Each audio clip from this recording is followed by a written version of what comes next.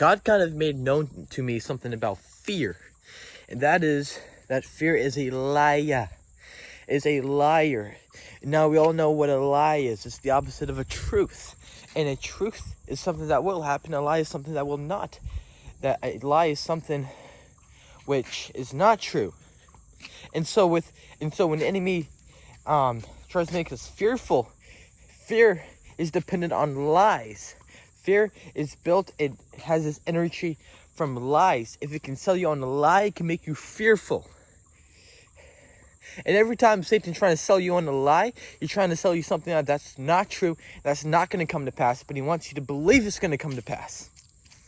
And so if Satan be saying that, like, this career won't be good, that, like, relationship won't work out, like, all bad things will happen, and that God don't love you, then know that the truth is the exact opposite of the lie. The truth is the exact opposite of the lie of the enemy. Satan be saying God don't love you. Guess what? God do love you, because Satan is the father of lies, not the father of truth, not the father of wisdom, the father of lies, deceit. So every time he's trying to say one of these things to you, anytime you be feeling worried or stressed, because these feelings, these spirits of worries and distress are not from God. They're from the enemy, and they're built on lies. So when you be feeling these things, know that these are lies. They're not true. And everything that Satan tells you, which is not true, look to God for his truth, for what is actually right. And so this is how every single one of Satan's attacks are now completely in vain in my life. It's because every time Satan be trying to tell me something like, hey, God's not going to forgive you, that reminds me, hey, God will forgive me, and then I go to God.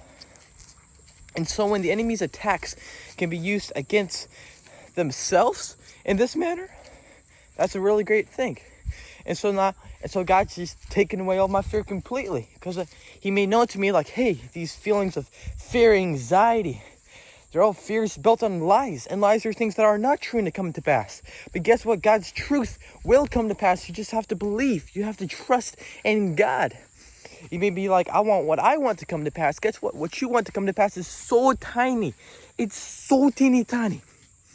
But what God wants for you, what's God's plans for you, are so much bigger than even your greatest plans for yourself. So trust in God. Seek the Lord. Submit to God's guidance and justice and wisdom. Let's all follow God together. God bless.